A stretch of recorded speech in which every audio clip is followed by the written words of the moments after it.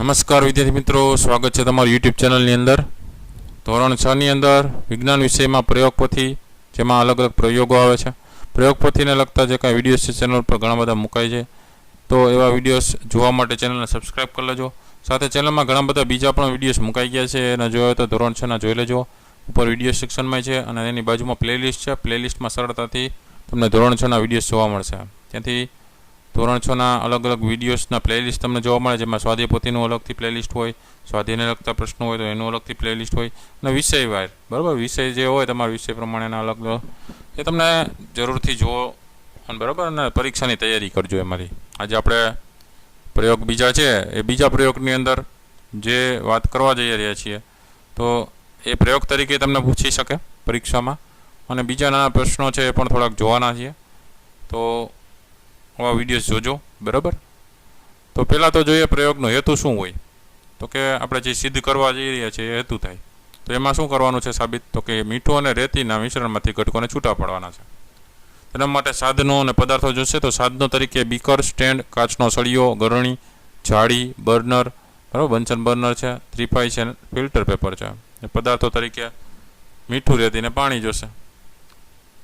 તમે આકૃતિમાં જોઈ શકો છો કે ભાઈ આ રીતે અને આ રીતે બે રીતથી બરાબર નિતારણ ગરણી દ્વારા ફિલ્ટર પેપરથી કરે છે, અને બાષ્પીભવનની પ્રક્રિયા થાય છે ગરમ કરીને ત્યારે અલગ કરે છે.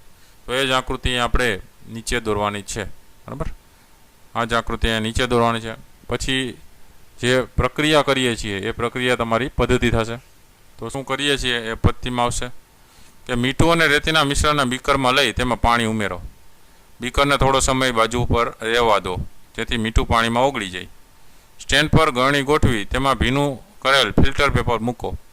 ગરણી નીચે એક ખાલી બીકર મૂકો. હવે બીકરમાંના મિશ્રણના ગરણીમાં ધીમે ધીમે રેડો. ગાળણ ક્રિયા પૂરી થતાં બધી રેતી ગાળણ પાત્રમાં રહેશે અને નીચેના બીકરમાં મીઠાનું દ્રાવણ ભેગું થશે.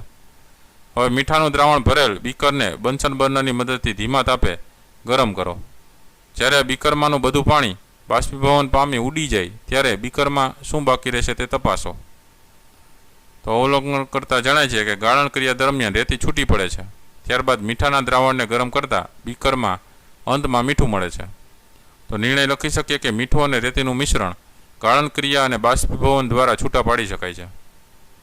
ત્યારબાદ જ્ઞાન ચકાસણીના પ્રશ્નમાં જોઈએ. પહેલો પ્રશ્ન, નીચેના દરેક પ્રશ્નના ઉત્તર માટે આપેલા વિકલ્પમાંથી સાચો વિકલ્પ હોય આપેલા ક્રમ અક્ષર પતરા દૂર કરવા કઈ પદ્ધતિનો ઉપયોગ થાય? જવાબમાં ડી આવશે, ઉપણવું.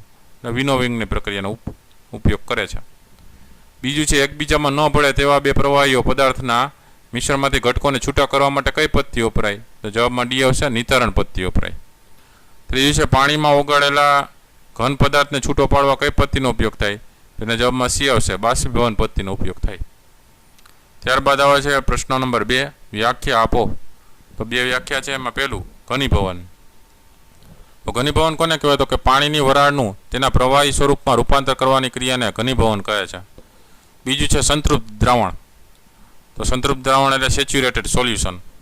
એ કોને કહેવાય? તો કે ચોક્કસ તાપમાને જે દ્રાવણમાં દ્રાવ્ય પદાર્થ વધુમાં વધુ ઓગળેલ હોય અને હવે પછી વધુ દ્રાવ્ય ઉગાડી શકાય નહીં તે દ્રાવણને સંતૃપ્ત દ્રાવણ કહેવાય છે. તો આવા નાના પ્રશ્નો પણ પરીક્ષામાં ઉપયોગી થાય અને પ્રયોગ તરીકે પણ તમને આ વિડીયો છે ઉપયોગી થશે. તો ખાસ આવા અલગ અલગ પ્રયોગો જોતા રહેજો. આ વિડીયો ગમ્યો હોય તો લાઇક કરજો અને તમારા મિત્રો પણ વિડીયો શેર કરજો. ફરી પાછા નવા વિડીયો સાથે મળીએ. ત્યાં સુધી ન જોયેલા વિડીયોઝ જોઈ લેજો. આનારી પરીક્ષાની તૈયારી કરતા રહેજો. Thank you very much and take care.